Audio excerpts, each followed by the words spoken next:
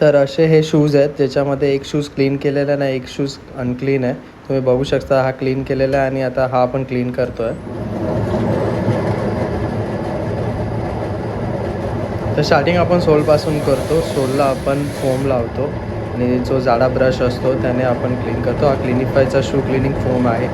याने आपण तो क्लीन करतो. याच्यावरती फोम टाकतो आणि सोल सगळ्यात पहिलं आपण क्लीन करतो.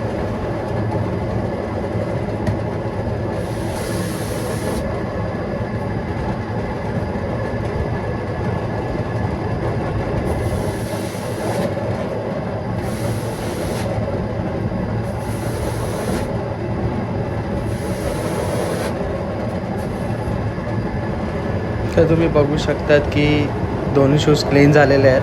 दोन्ही शूज व्यवस्थितपणे क्लीन झाले आहेत. असे क्लीन होतात शूज. तर नंतर आपण साईडला फोम लावतो. साईड क्लीन करून घेतो.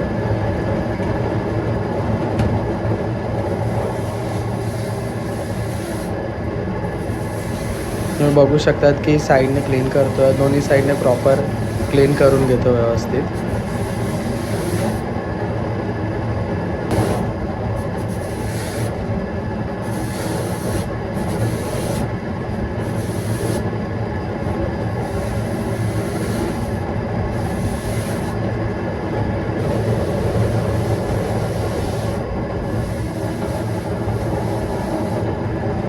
नंतर अप्पर साईड क्लीन करून घेतो. फोम लावतो आणि पूर्णपणे अप्पर साईड क्लीन करून घेतो.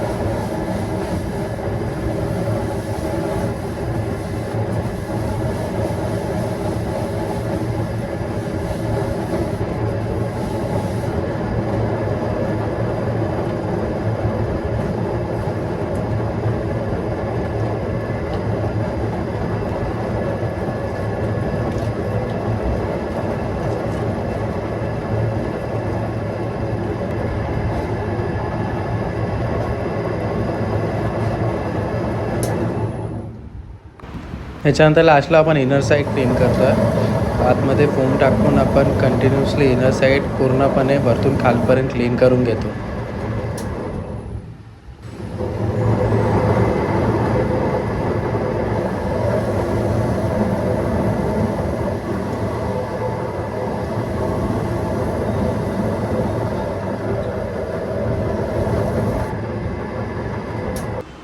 तुम्ही शूजचा 360 डिग्री व्ह्यू बघू शकतात.